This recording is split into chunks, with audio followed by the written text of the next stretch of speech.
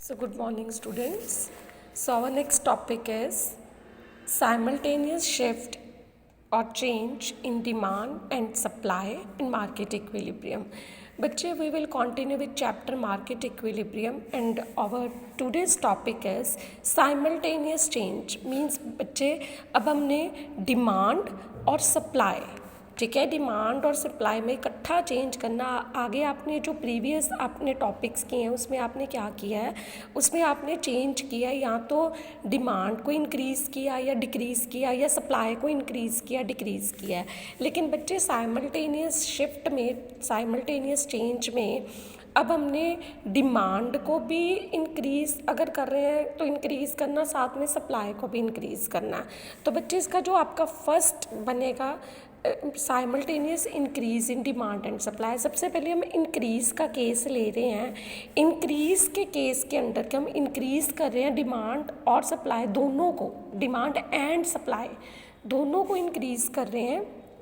और इंक्रीज़ में आपके 3 केसेस बनेंगे। 3 केसेस कैसे बनेंगे कि ए केस बनेगा आपका increase in demand is more than increase in supply. मतलब फर्स्ट केस में आपने डिमांड को जो इंक्रीज़ करना है वो ज़्यादा इंक्रीज़ करना है सप्लाई से। तो देखो बेटा, मैं यहाँ पे आपको इंक्रीज़ करके बता रही हूँ। मतलब ये जो आप इंक्रीज़ डिमांड को करना है, ये मैं इनिशियल मैंने कर्व बनाई है। ये आपका मार्केट इक्विलिब्रियम है, ये ओ क्यू ये equilibrium quantity and O P equilibrium price. अब हमने क्या करना, केस 1 हमारे पास है कि हमने इंक्रीज़ करना है डिमांड सप्लाई दोनों को। तो उसमें फर्स्ट केस है इंक्रीज़ करना डिमांड को is more than increase in supply. तो ये देखो बेटा, ये डिमांड है, ठीक है, तो हम इंक्रीज़ करेंगे तो आपको पता ही है कि राइटवर्ड शिफ्ट होगी। अब डिमांड को आपने ज़्यादा इंक्रीज़ करना है तो बननी तो डाउनवर्ड ही आपने स्केल यूज़ करना है। ये डाउनवर्ड स्लोपिंग आपकी D1 डिमांड कर्व, ये इतनी आपके बच्चे डिमांड कर्व इंक्रीज़ हो गई। अब हमने कहा कि increase in demand is more than increase in supply. अब सप्लाई को भी इंक्रीज़ करना लेकिन डिमांड को उससे ज़्यादा इंक्रीज़ करना था। मतलब आप एस्टिमेटेड ले सकते हो, इसमें कोई मेजरमेंट लेने की ज़रूरत नहीं है। अब मैं सप्लाई को इंक्रीज़ कर रही हूँ बच्चे, देखो सप्लाई को मैं डिमांड से कम इंक्रीज़ कर रही हूँ। अपवर्ड स्लोपिंग की कर्व बनी है, ये देखो S1 मैंने ले लिया S1, ठीक है। जो E था आपका दैट इज़ इनिशियल इक्विलिब्रियम। अब जो न्यू इक्विलिब्रियम है वो जो D1 curve is equal to S1 होगी यहाँ पे आपका न्यू इक्विलिब्रियम। हम दे देते हैं E1 बनेगा। देखो कहाँ पे इंटरसेक्ट कर रहे हैं, इस पॉइंट पे, तो दैट इज़ E1। इसका मतलब कि जब डिमांड ज़्यादा बच्चे किसी चीज़ की बढ़ रही है मार्केट में, सप्लाई उतनी नहीं बढ़ रही, तो इसका इम्पैक्ट क्या पड़ रहा है, ये देखो आपके सामने ही है, प्राइस टेंड्स टू राइज। ये प्राइस जो है बच्चे ये बढ़ गए, क्वांटिटी तो बढ़नी ही बढ़नी है क्योंकि हम डिमांड सप्लाई दोनों को बढ़ा रहे हैं, ये Q1। तो बच्चे अब ये आपका इम्पैक्ट देखो क्या बढ़ा कि when increase in demand is more than increase in supply, तो प्राइस टेंड्स टू राइज या इंक्रीज, ठीक है, प्राइस बढ़ गए। तो इसमें ये कौन सी सिचुएशन आ गई, अब देखो एक्सेस डिमांड, क्योंकि डिमांड ज़्यादा ना सप्लाई से, तो ये आपका केस बन गया एक्सेस डिमांड। तो बच्चे अभी यहाँ पे हम शो करते हैं कि कितनी एक्सेस डिमांड है। ये देखो ई से मतलब इनिशियल से कितनी बड़ी डॉटेड लाइन के थ्रू मैं रिप्रेजेंट कर रही हूँ, ये यहाँ पे आप पॉइंट दे दो G, मतलब एक्सेस डिमांड आपकी आ गई EG यहाँ पे। तो बच्चे अब ये जो इतनी आपकी सारी ही एक्सेस डिमांड बन गई। अब इसमें बच्चे आप अगर देखोगे तो E से इस पॉइंट तक जहाँ पे ये आपका पॉइंट आया, दिस पॉइंट ये वाला, अब देखो जहाँ पे आपकी S1 कर्व जो आ रही है, यहाँ पे आप देखो डिमांड टोटल कितनी बढ़ी है, EG टोटल डिमांड बढ़ी है। This is not excess demand, हम EG हमारी टोटल डिमांड इतनी बढ़ गई है। यहाँ पे मैं एक पॉइंट दे रही हूँ, suppose the point is K, ठीक है, क्योंकि सप्लाई भी इतनी सप्लाई भी बढ़ी है ना बेटा, ये देखो सप्लाई भी तो इतनी, ये सप्लाई कर्व है ये वाली ई के तक, ठीक है ना, ई के तक, ये के जो पॉइंट मैंने लिया ये सप्लाई कर्व के ऊपर है। तो आपकी ई जी टोटल डिमांड बढ़ गई, तो यहाँ पे लिख रही हूँ ई जी आपकी टोटल डिमांड बढ़ी, ठीक है, ये ई जी है। और ई के जो है ये क्या है, ये सप्लाई है। तो ई जी में से अगर मैं माइनस कर दूँ ई के यहाँ तक, क्योंकि ये सप्लाई कर्व इतनी बड़ी है ना, ई जी में से मैं ई के माइनस कर दूँ, मेरे पास के जी, ये जो के और जी है बेटा, this is called K G, this is called excess demand, क्योंकि सप्लाई भी अब साथ में बढ़ रही है ना। हमने ये भी देखना है कि देखो ना, इनिशियल ये जो इनिशियल इक्विलिब्रियम ये वाले पॉइंट पे है, ई से जी तक हमारी डिमांड बढ़ी, लेकिन इसमें सप्लाई भी तो ई से के तक बढ़ रही है ना, ई से के तक सप्लाई भी बढ़ रही है। तो ई जी में से टोटल जितनी टोटल डिमांड जो ई जी है इतनी बड़ी, इसमें से ई के को हम जब माइनस कर देते इतनी सप्लाई भी बढ़ी है, तो हमारे पास के जी आ जाएगा एक्सेस डिमांड। तो एक्सेस डिमांड के कारण बच्चे प्राइस जो है, price tends to rise, price rise हो गया, प्राइस टेंड्स टू राइज। तो बेटा प्राइस राइज होने से अब इसका चेन इफेक्ट आपने बताना है यहाँ पे, चेन इफेक्ट, कि चेन इफेक्ट क्या पड़ेगा, प्राइस राइज होने से अब क्या होगा, जो डिमांड और सप्लाई के एक्सटेंशन कॉन्ट्रैक्शन होनी है, प्राइस बढ़ गया तो डिमांड की क्या हो गई, प्राइस बढ़ा, डिमांड कॉन्ट्रैक्शन, सप्लाई प्राइस बढ़ने से सप्लाई की क्या हुई, एक्सटेंशन, सप्लाई की एक्सटेंशन। अब कितनी हुई, अब बच्चे आपका चेन इफेक्ट इसमें शो होना है E1 के और G में, यहाँ पे आपका बच्चे चेन इफेक्ट अब शो होगा। अब कैसे शो होगा ये अब देखो, आपने पहले देखना है, जाना हमेशा न्यू इक्विलिब्रियम की तरफ ही है हमने, ठीक है। अब ये है बढ़ी हुई डिमांड, ये बढ़ी हुई डिमांड है, इसका मतलब G टू E1, G से E1 पॉइंट G टूवर्ड्स, जाना हमेशा न्यू इक्विलिब्रियम की तरफ है E1, G से E1 ये डिमांड क्या हो गई, कॉन्ट्रैक्शन। अब सप्लाई देखो, ये न्यू सप्लाई का S1 इसमें पॉइंट K और E1 है, तो ये K से E1, ये एरो जो मैंने लगाया K से E1, ये from point K towards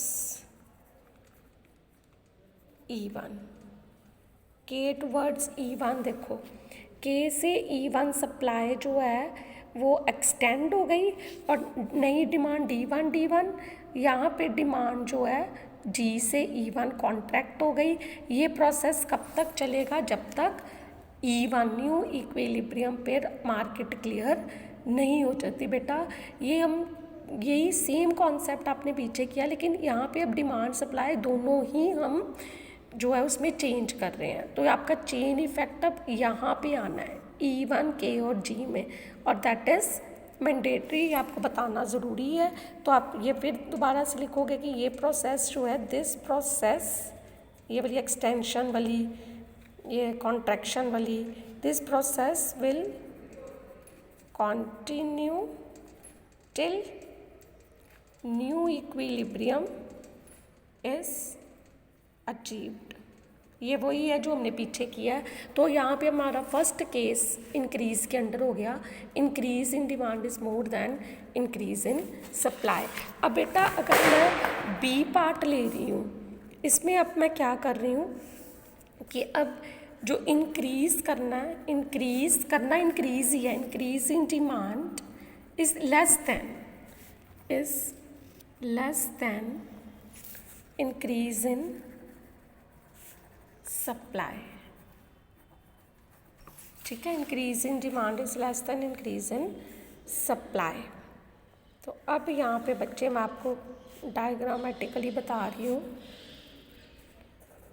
quantity price is taken on Y axis.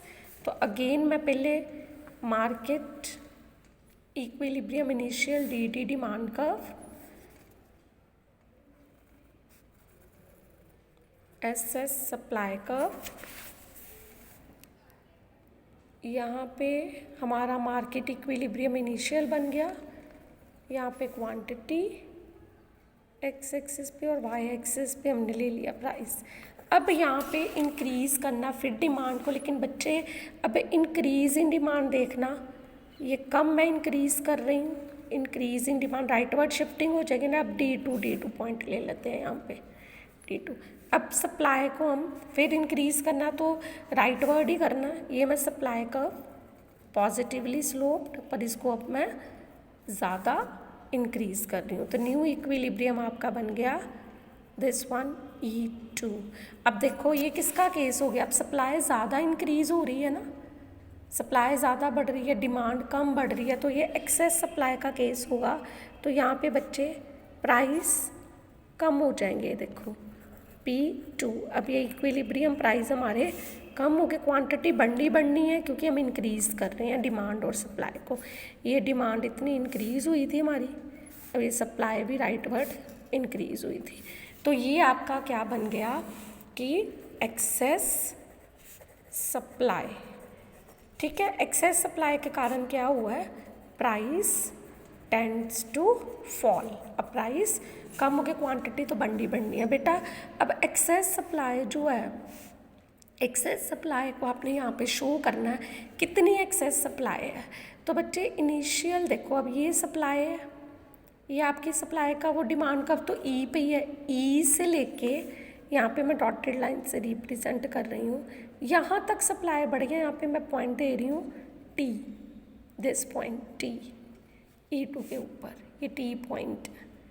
तो आपकी टोटल सप्लाई कितनी इंक्रीज़ हुई, टोटल अगर देखो टोटल E_T, इसमें बच्चे डिमांड भी तो इंक्रीज़ हो रही है यहाँ तक, ये देखो इसको मैं अगर के दे दूँ पॉइंट E_K, तो E_K E_T टोटल हो रही है, टोटल जो इंक्रीज़ हो रही है E से T तक सप्लाई, इसमें से मैं माइनस कर देती हूँ E से K, E_K, ये डिमांड मैंने इतनी डिमांड भी तो बढ़ी है ना, इतनी माइनस कर दी तो मेरे पास क्या आ गया KT या TK या KT, ये आ गई आपकी एक्सेस KT या TK, कुछ भी कह सकते हैं, ये आ गई आपकी एक्सेस सप्लाई। तो प्राइस टेंड्स टू फॉल, जब किसी चीज़ की डिमांड नहीं हो रही तो इसका मतलब वो चीज़ के स्टॉक पड़े रहते हैं, तो प्रोड्यूसर क्या करता है, प्राइस अपने आप ही कम होने शुरू होते हैं। अब यहाँ पे आपका बच्चे ये आपका चेन इफ़ेक्ट शो होगा यहाँ पे KT और E2 में। तो चेन इफ़ेक्ट अब यहाँ पे मैं बताने लगी हूँ आपको, चेन इफ़ेक्ट जो आएगा इसमें डिमांड और सप्लाई, डिमांड जो है प्राइस फॉल होने से एक्सटेंड्स हो जाएगी, एक्सटेंशन, ये कॉन्ट्रैक्ट हो जाएगी, सप्लाई कॉन्ट्रैक्शन, क्योंकि प्राइस कम हुए हैं। अब देखो डिमांड और सप्लाई, पहले हम डिमांड ले लेते D2 K से E2, एरो नीचे को जाएगा, अब K से point K towards E2, new equilibrium की तरफ हमेशा जाना है। और अगर सप्लाई जो S2 नहीं कर T से E2, तो ये point from point T towards E2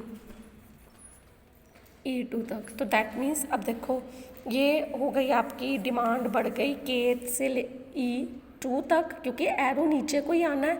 क्यों, मैंने काफ़ी बार आपको ये बता दिया हुआ कि ये मूवमेंट जो हो रही है अलॉन्ग द डिमांड कर्व है, मूवमेंट हमेशा अगर एक्सटेंशन हो रही है तो ये एरो नीचे को ही जाएगा। क्यों, प्राइस और डिमांड में ऑपोजिट रिलेशन है। और सप्लाई कॉन्ट्रैक्ट हो रही है, तो मीन्स कि सप्लाई प्राइस के कम होने से, ठीक है, सप्लाई कम हो रही है T से E2, तो ये सेम डायरेक्शन में ही जाएगा क्योंकि प्राइस का सप्लाई का पॉजिटिव रिलेशन है। तो फिर यही चीज़ कि this process means the process of extension of demand, the process of contraction of supply, this process will continue till new equilibrium will achieve.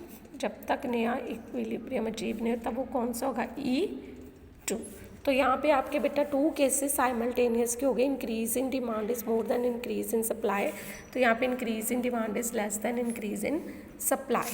जो आपका थर्ड केस होगा, थर्ड केस वो होगा equal increase in demand and supply. Equal increase in demand and supply के दोनों में अब equal increase करना है, दोनों में सेम इंक्रीज करना है। तो बच्चे अब इक्वल इंक्रीज में आपने फिर इनिशियल कर्व तो बनानी ही बनानी है। इनिशियल कर्व आपकी बन गई, ये बन गई डिमांड कर्व, ठीक है। ये आपकी अपवर्ड स्लोपिंग सप्लाई कर्व, ये आपका E point market equilibrium, Q O Q equilibrium quantity, O P equilibrium price. अब इक्वल इंक्रीज करना, पहले डिमांड को इंक्रीज कर लो जितना करना, चाहे डिमांड को कर लो चाहे प्राइस को कर लो। ये मैंने कर लिया इंक्रीज D2, सपोज D3 ले लो। अब ये हमने डिमांड को इतना इंक्रीज कर लिया, ठीक है। अब बेटा आपको पता है कि जितनी डिमांड इंक्रीज हुई उतनी सप्लाई इंक्रीज होनी है। इस केस में आपके प्राइस जो हैं उस पर कोई इम्पैक्ट नहीं आना। तो आप क्या करो, आप सीधे ही, अब क्योंकि सप्लाई इंक्रीज करनी है ना, तो ई से ही ना डॉटेड लाइन यहाँ तक ले जाओ, क्योंकि यहाँ पे ना तो एक्सेस डिमांड का केस होना ना एक्सेस सप्लाई, ठीक है। क्योंकि दोनों में इक्वल जितना डिमांड बढ़ रही है उतनी सप्लाई बढ़ रही है। तो ना इंक्रीज इन सप्लाई, मतलब ना तो एक्सेस सप्लाई होना ना एक्सेस डिमांड। इसका मतलब आपका ओपी ही इक्विलिब्रियम प्राइस रहना। तो आपका जो मार्केट इक्विलिब्रियम इनिशियल है, इससे पहले डॉटेड लाइन लगा के डी तक ले जाओ। यहाँ पे आप स्केल रख के इतनी सप्लाई को इंक्रीज कर दो। तो आपका ये इक्वल इंक्रीज का S3 स्केल के साथ ये, क्योंकि यहाँ पे जो S3 D3 मतलब D3 is equal to S3, यहाँ पे आपका न्यू इक्विलिब्रियम आ जाएगा। तो ये आपका E3 न्यू इक्विलिब्रियम आ गया। अब देखो प्राइस OP रहे, price OP, price tends to, या प्राइस हम लिखेंगे price remain same, equilibrium price remain same means no change in equilibrium price when there is equal increase in demand and supply. तो अब देखो ये क्वांटिटी तो बेटा बढ़नी है, क्योंकि हम डिमांड सप्लाई को इंक्रीज कर रहे हैं। तो आपका बस यही इसमें आएगा, इसमें नो चेन इफेक्ट, कोई चेन इफेक्ट आना ही नहीं है। क्यों? क्योंकि ना तो एक्सेस डिमांड है, no chain effect means no excess demand, ना तो कोई एक्सेस डिमांड है, नाइदर एक्सेस सप्लाई, ना तो एक्सेस सप्लाई है। तो बेटा अब ये देखो E से E3 तक आपने जो अपना न्यू इक्विलिब्रियम बनाया उसमें OP प्राइस सेम रहे। तो इसका मतलब जब इक्वल इंक्रीज डिमांड और सप्लाई में दोनों में इक्वल इंक्रीज होगा तो there is no change in prices में कोई चेन इफेक्ट नहीं बनेगा। इसका बस आप ऐसे बताओगे कि ना तो एक्सेस सप्लाई होगी ना एक्सेस डिमांड। तो अब बेटा ये वाला जो केस है साइमल्टेनियस शिफ्ट, उसमें हमने पहला किया simultaneous increase in demand supply, उसके 3 केसेस कर लिए। पहले डिमांड को ज़्यादा इंक्रीज़ कर लिया सप्लाई से, फिर डिमांड को इंक्रीज़ किया लेकिन कम इंक्रीज़ किया सप्लाई से, फिर दोनों को इंक्रीज़ किया लेकिन इक्वल इंक्रीज़ किया। अब आपका केस 2 जो बनेगा वो साइमल्टेनियस डिक्रीज़। अब डिक्रीज़ होगा simultaneous decrease in both demand and supply curves, ठीक है। तो अब आपने क्या करना, देखो बेटा अब आपने यहाँ पे आप इंक्रीज़ करो, राइट वर्ड लेके जा रहे हो डिमांड को, सप्लाई को राइटवर्ड लेके जा रहे हो। अब डिक्रीज़ के केस में डिमांड भी लेफ्टवर्ड चले जाएगी, सप्लाई भी लेफ्टवर्ड। अब इसके भी 3 केसेस जैसे बनेंगे। ए पार्ट बनेगा डिक्रीज इन डिमांड इज, अगर हम जो सा मर्जी केस हम पहले ले सकते हैं, decrease in demand is more than decrease in supply. ठीक है, तो बच्चे ये मैं फटाफट अब आपको बता रही हूँ, ये आप खुद करोगे कि ये आपने एक क्वांटिटी ले ली, डिमांड सप्लाई है, यहाँ पे दोनों आ गए, यहाँ पे आपका प्राइस आ गया। ठीक है, ये आपका डी डिमांड कर्व है, एस आपकी आ गई सप्लाई कर्व अपवर्ड स्लोपिंग, तो ये फिर आपका मार्केट इक्विलिब्रियम बन गया ई, तो ये आपका इक्विलिब्रियम, यहाँ पे प्राइस शो हो गया, इक्विलिब्रियम क्वांटिटी। तो अब बेटा डिक्रीज़ करना डिमांड को इज़ मोर देन, अब डिमांड ज़्यादा डिक्रीज़ हो रही है तो लेफ्टवर्ड शिफ्टिंग कर दूँ डिमांड की, डाउनवर्ड बनेगी, लेकिन ये D1 ये लेफ्टवर्ड शिफ्टिंग हो गई। सप्लाई को भी डिक्रीज़ करना तो वो भी लेफ्टवर्ड ही जाएगी, लेकिन कम डिमांड से हम इंक्रीज़ करेंगे S1। तो अब D1 S1 देखो, ये आपका यहाँ पे न्यू इक्विलिब्रियम आ गया, ये आपका E1 क्वांटिटी। अब तीनों केसेस इसके डिक्रीज़ होगी तो अब ये लेफ्टवर्ड आ गया, प्राइस टेंड्स टू फॉल। तो बेटा अब ये कौन सा केस हुआ, डिमांड ज़्यादा डिक्रीज़ हो रही है, मार्केट में डिमांड ज़्यादा डिक्रीज़ हो रही है सप्लाई से, तो there is a excess supply, तो ये एक्सेस सप्लाई का केस आपका मार्केट में बन गया। जब एक्सेस सप्लाई हुई तो बेटा ये देखो, अब आपने यहाँ पे शो करना है कितनी एक्सेस सप्लाई जो है वो मार्केट में हुई। अब देखो टोटल ये सप्लाई कर्व है आपकी, ठीक है। अब आप बेटा अब आप लेफ्टवर्ड जा रहे हो ना, तो लेफ्टवर्ड देखना, देखो ये आपकी इनिशियल सप्लाई और डिमांड थी, यहाँ से बेटा ये पॉइंट ऊपर जो E1 के इतनी टोटल आपकी ये इतनी सप्लाई आपकी कम हुई है। ये देखो E से अगर मैं यहाँ पे पॉइंट दे दूँ G, ठीक है, लेकिन अगर डिमांड देखें तो डिमांड कितनी कम हुई है, डिमांड हुई है ये पॉइंट K, ठीक है। तो EK, तो आपकी EK में से हम माइनस कर दें EG, तो हमारे पास देखो ये E से K तक ये टोटल इतनी डिमांड हमारी कम हुई, E से K, E से G तक हुई supply come, fall in supply कितना हुआ E से G, तो हमारे पास KG, ये जो KG है that is a excess supply, आपने शो करनी है क्योंकि यहीं पे आपका चेन इफेक्ट आना है, इसी पॉइंट पे KG और E1, ये आपका चेन इफेक्ट इधर आएगा। तो आप यहाँ पे KG आपकी क्या आ गई एक्सेस सप्लाई, तो इससे क्या हुआ price tends to fall, price बढ़ गया, तो इसका चेन इफेक्ट आगे बता दो कि इसका चेन इफेक्ट क्या बनेगा। इसका चेन इफेक्ट बनेगा डिमांड और सप्लाई का, डिमांड क्या हो गई एक्सटेंशन, सप्लाई की हो गई कॉन्ट्रैक्शन। अब ये एक्सटेंशन कितनी हुई डिमांड की, पहले देख ले, K से E1 जाना तो नहीं हुई, इक्विलिब्रियम की तरफ है, K से E1 ये एरो फिर आपका डाउनवर्ड आ जाएगा, K टूवर्ड्स E1, और ये सप्लाई की ये न्यू सप्लाई का भी है S1 इस पे point G towards E1, point G towards E1। तो फिर हम कहेंगे कि this process will continue till new equilibrium will achieve, that is E1।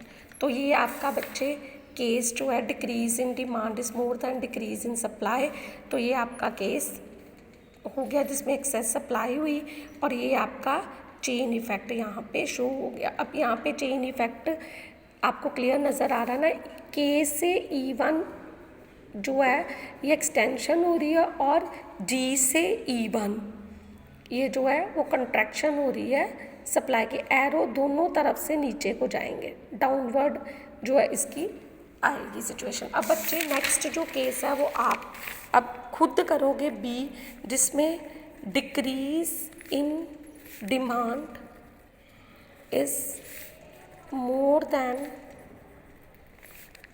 Decrease in supply होगा, क्योंकि यहाँ पे डिक्रीज डिमांड ज़्यादा डिक्रीज़ हो रही है। अब मोर वाला कर लिया तो फिर लेस वाला होगा, ये लेस वाला हो जाएगा। Demand decrease in demand is less than decrease in supply, तो ये आपका एक्सेस डिमांड का केस हो जाएगा। यहाँ पे अगर आप देखोगे तो प्राइस जो है प्राइस राइज हो जाएंगे, ठीक है। ये अब आप खुद करोगे तो लास्ट केस जो आएगा बेटा सी वाला, जिसमें इक्वल डिक्रीज होगा, equal decrease in demand and supply. Again बेटा इसमें भी यही होगा, no change in equilibrium, price में कोई चेंज नहीं होगा, means there is no excess demand, there is neither excess demand nor excess supply. ना तो एक्सेस सप्लाई होगी ना एक्सेस डिमांड, मतलब no change in equilibrium price. ये अब आप बना के देखोगे, इसको मैं आपको बना के बता ही देती हूँ यहाँ पे, ठीक है। ये क्वांटिटी एक्स एक्सिस पे, प्राइस वाई एक्सिस पे, ये आपकी डिमांड आ गई डाउनवर्ड, ये सप्लाई आ गई। जितनी डिमांड डिक्रीज़ करनी हम लेफ्टवर्ड ले जाते हैं, ये मैंने डिक्रीज़ कर ली डिमांड, D3 लिख लिया, ठीक है। यहाँ पे हम इक्विलिब्रियम प्राइस पहले शो कर लें, मार्केट इक्विलिब्रियम ये शो हो गया, OP प्राइस, OQ क्वांटिटी। तो यहाँ पे बच्चे यहाँ तक आप फिर सप्लाई को, क्योंकि नो चेंज है ना, ये सप्लाई S3 तो अब आप देख लो, ये सप्लाई कम होगी, ये डिमांड कम हो गई, तो आप देख लो there is no change in equilibrium price, तो E3 आपका इक्विलिब्रियम है। बस क्वांटिटी कम होनी है, क्योंकि आप डिक्रीज़ कर रहे हो, डिमांड और सप्लाई को डिक्रीज़ कर रहे हो। तो यहाँ पे बच्चे आपका ये वाला टॉपिक जो हमने शुरू किया था, साइमल्टेनियस शिफ्ट और change in both demand and supply और मार्केट इक्विलिब्रियम में क्या चेंज आएगा विद चेन इफेक्ट, वो ख़त्म है। Thank you very much.